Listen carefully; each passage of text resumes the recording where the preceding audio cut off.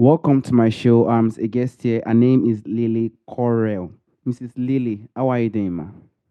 Great. How are you? I'm fine. Thank you very much, Mrs. Lilli.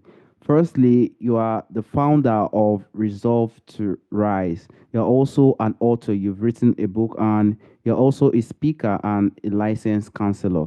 Can you please, Mrs. Lilli, discuss more about yourself and how you are doing currently now, Lilli? Absolutely.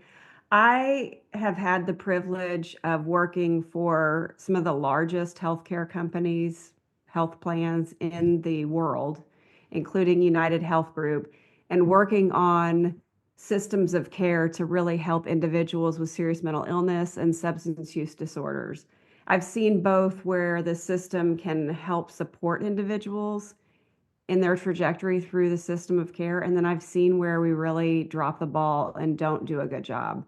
So that has made me very passionate about making sure that people who are struggling with specifically trauma, but anything that goes along with trauma, which you and I kind of visited about substance use disorder, um, that underlying issue is being addressed and that people feel supported and encouraged and celebrated in their resilience as they go on their healing journey.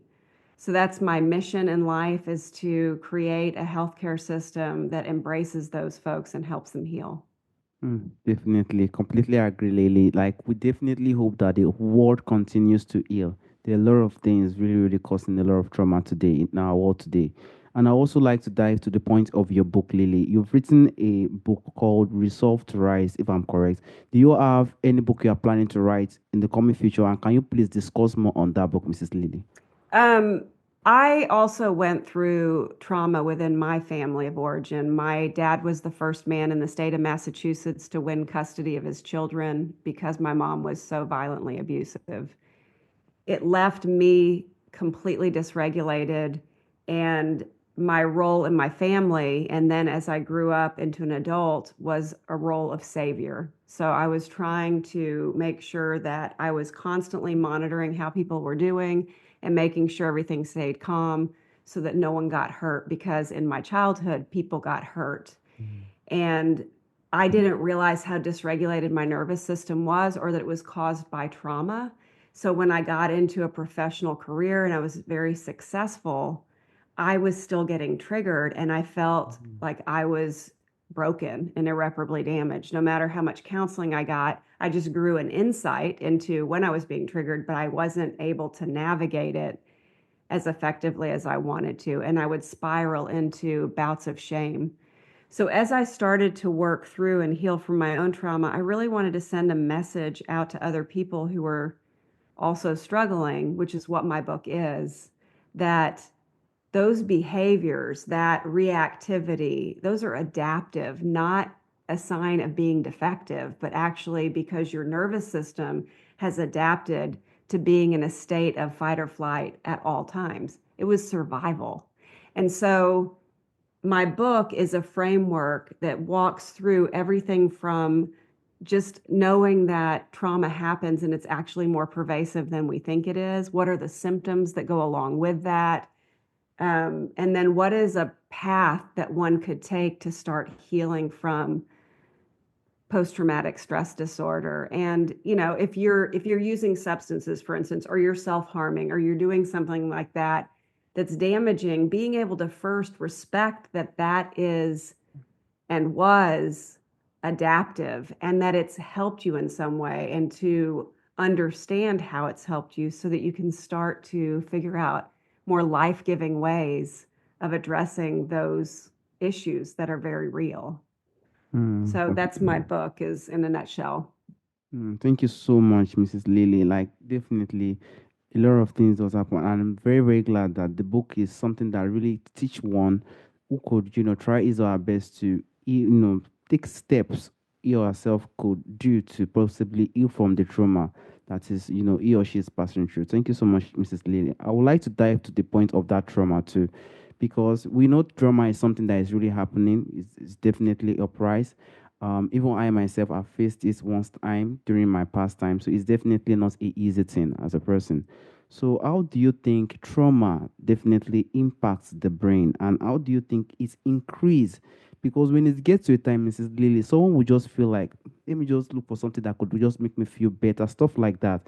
How do you think it's increased the risk of substance abuse, Mrs. Lily? You know, when you go through, especially when it's repetitive abuse or trauma of some nature, it might not be abuse.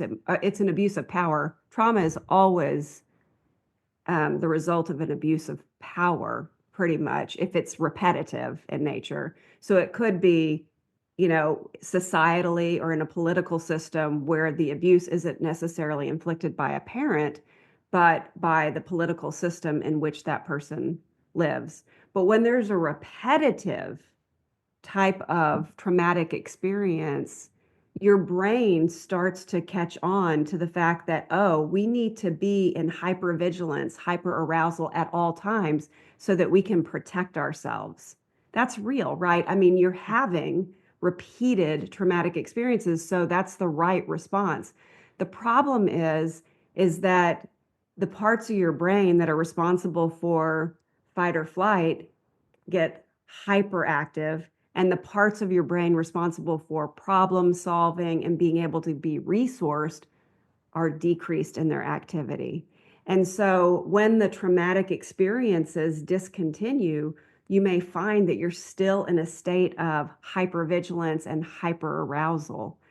They've seen impacts to a part of the brain called, well, it's a network of parts of the brain called the default mode network. That is active when you're just kind of idling. You're not really thinking about much at all. But for a person with trauma, the impact to that default mode network causes issues where you start ruminating about negative types of things. So, for instance, if something comes up and you feel guilty or ashamed, you might just go round and round and round about this overwhelming sense of guilt you can't let go of. Even if there's a part of your brain that says this isn't a big deal, other people make mistakes too, you can't let go of it because of that, the impact that happens in that particular network of your brain. And so, what will happen oftentimes is individuals who go through traumatic experiences will dissociate because of the overwhelm, that psychological overwhelm that happens. And that dissociation will be a disconnection from what's going on around them. As time goes on, at least this is what I found, and I think many other people do, as time got on and I got into junior high, I stopped being able to dissociate as well.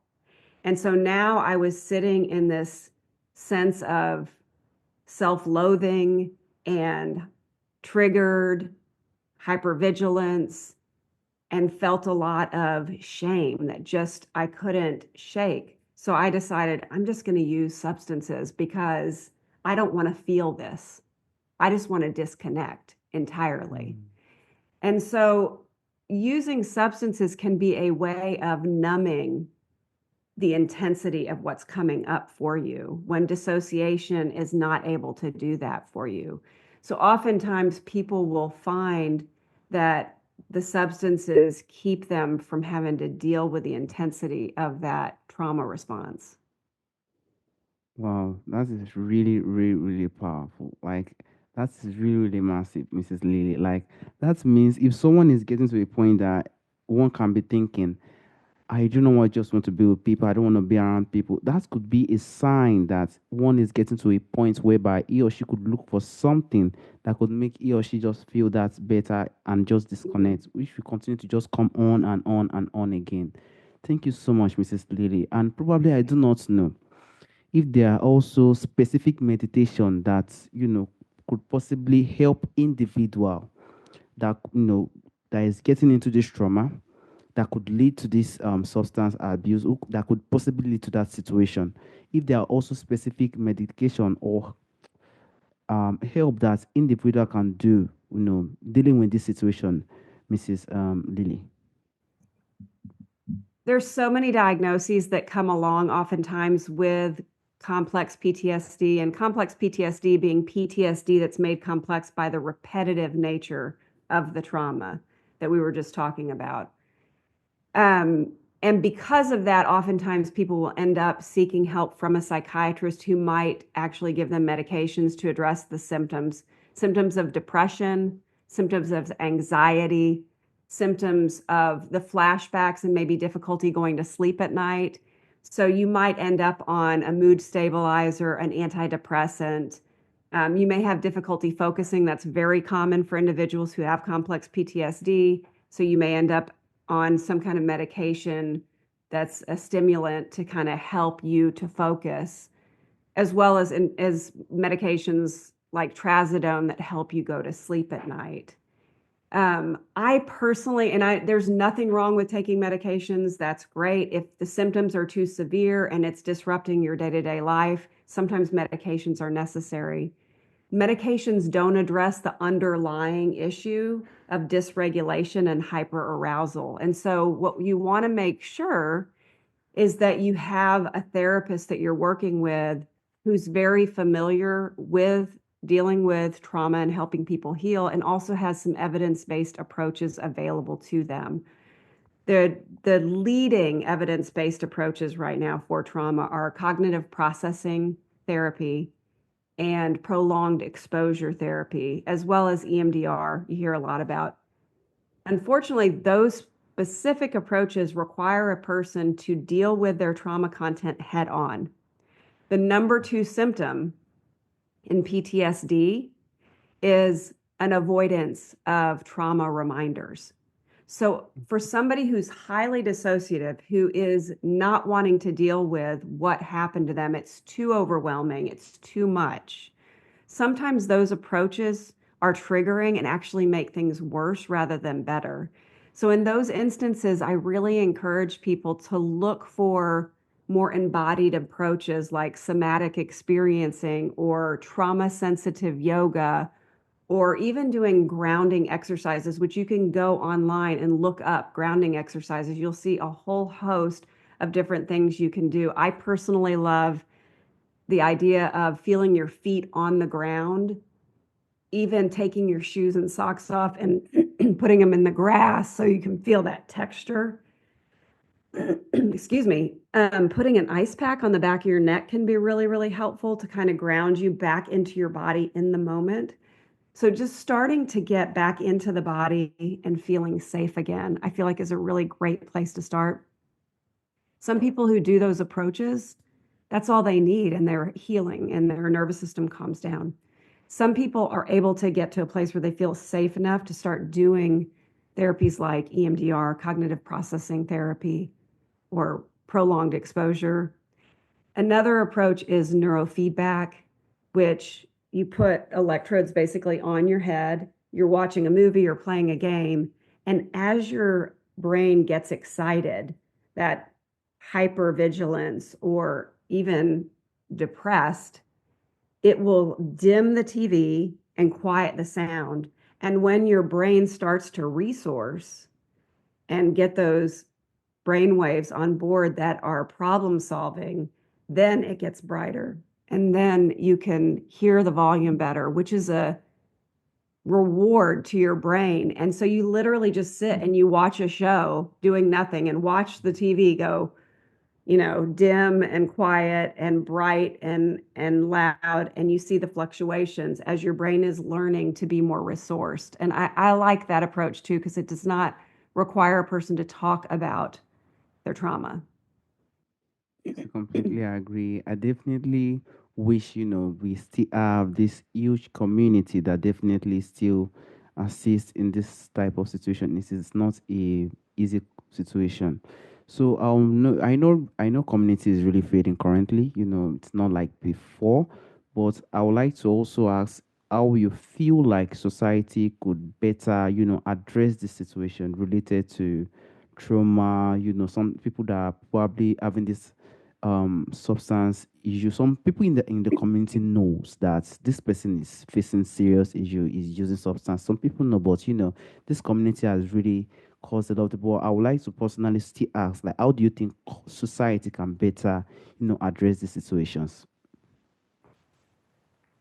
That's a great question. I think there's so many cultures too that are even more strong in feeling like that a substance use disorder or even the symptoms I've been talking about from trauma, even if you didn't use substances or do something else, that it's just a matter of picking yourself up, dusting yourself off, and moving on, that you should be strong enough, that that's a sign of weakness and inadequacy in some way.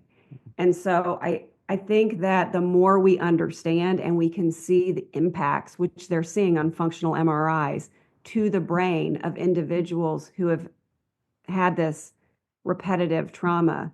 And we see in the ACEs study where they assessed how many different traumatic types of experiences did you have? And the more experiences, the more likely a person was to be using substances, and the more likely they were to use more dangerous substances, the more number of traumatic events. The more we're able to make that connection, I think it helps people to understand that it isn't a moral character defect or um, person not being motivated, that it really is something that has impacted them and changed their brains. And there is a way to address that. I think some cultures are further along in destigmatizing those individuals and their behaviors and challenges than other cultures are. And I'm sure that you understand that very well. Um, so I think one of the things, you hear big executives in the largest healthcare system in the world saying the brain is connected to the body, but they're still separating it, right? The brain and the body, they're connected. No, it's one system, right? It's kind of like we expect that when we go to work, we don't take our personal life there. But when we go home, we take our work to home all the time, and that's totally fine here in the US at least. We need to let people be whole people wherever they are and give them resources to address whatever comes up. And I think I'm kind of going round and round about this, but we do have just a tremendous amount of work to do, I think, in understanding, um, the process and not blaming the victim. Yeah, a lot of work needs to be done. A lot of people are thinking of suicide, stuff like that every single day. Sometimes I even hear per minute. When I hear per minute, I just used to be like, hey, per minute, things like this happen. So it definitely happened. And I also agree with you with that culture. Even in my own culture, yeah, it's probably different with the way they address stuff like that. Thank you so much, Mrs. Lilly. And lastly, I would like to go to the point of people. Some people feel like they can never get out of the situation again. Some people feel like it's just going to be there. I just want to continue to do it. There was a story I was hearing. This happened in my country. The person has used, oh my God, like it was just too much. It was huge. Probably all this celebrity lifestyle. So it was really, really massive. And nobody knew such person would be having such traumatic situation. So some people feel like they can't get out of it anymore. So what advice do you think you would give to someone who feel hopeless and in their recovery journey, Mrs. Lilly? Yeah, and again, that is the entirety of who I am speaking to, is people who feel like they're stuck in their situation. And the message is that you're resilient and you can heal. And the proof is how jacked up you are. Really. Your brain is adaptive. It's a beautiful thing. It came into a space of understanding, your brain and your body, that it was not able to trust its environment. And so it had to be on high alert all the time. That is not a bad thing. The bad thing is that it changes your brain. And when that trauma is over, you're still in that hypervigilance. It no longer fits the situation. And it's time to look for new resources and start to learn to calm down your nervous system so that you can claim that life that you want to live. But it's not impossible. There are ways to do it. And I just think the more people understand those responses as adaptive, that they're actually a sign of strength and resilience in and of themselves, the more that they can step into resilience in a way that they choose rather than self-harming, whether it be self-harming through literally physically self-harming or substance use. Like I said, I myself was using, I took anything anyone would give me. I didn't even care what it was. I just didn't want to be present. I wanted to check out. But I realized that with support, I could face my life and start working through the really scary stuff. And it took years because it was terrifying stuff. But it is possible, and we are resilient, and we can heal from this and claim a fulfilling and joyful life. Exactly. And Mrs. Lilly, you are a big example that this can definitely happen. You remember when I even told you that I also did this to honor my mom. During that time, I lost my mom. I was very young. So it was Yeah. really heavy. It's not easy, as a young guy to lose is someone that is very close to him. It's not easy. So it was one of the reasons why the trauma really came in during that time. But I thank God that everything is, probably the podcast and everything is making everything to just calm down and everything is going well. And you are also a very big inspiration to many people today that this can definitely happen.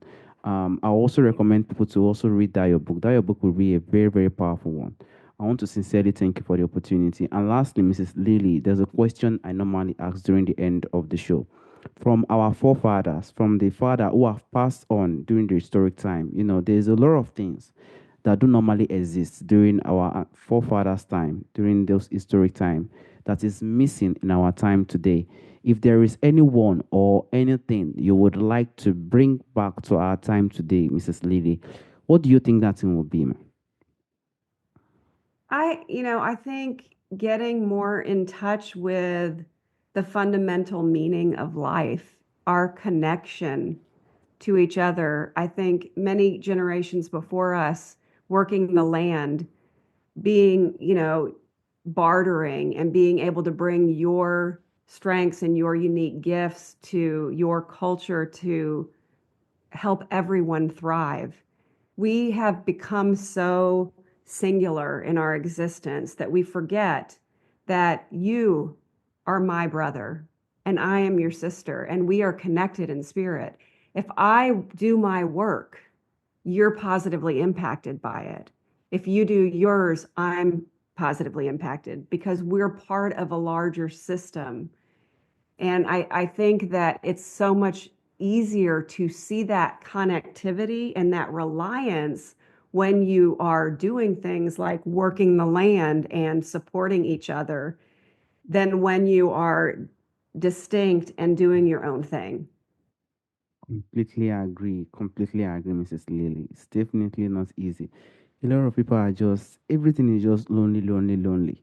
It is just the way it is currently. We just hope this world, I just used to feel like we hope this world heal because it is really, really, it is really, really massive. A lot of things are happening. Even with the way we are talking currently, stuffs are happening. And I also want to thank you for giving me this chance again. It's a huge opportunity. Thank you so much, Mrs. Lilly, for the opportunity, for the time, and also Thank, having, the interest to speak on the trauma. Thank you so much, Mrs. Lilly. thank you. All right, ma. Have a wonderful day. Bye. Bye bye.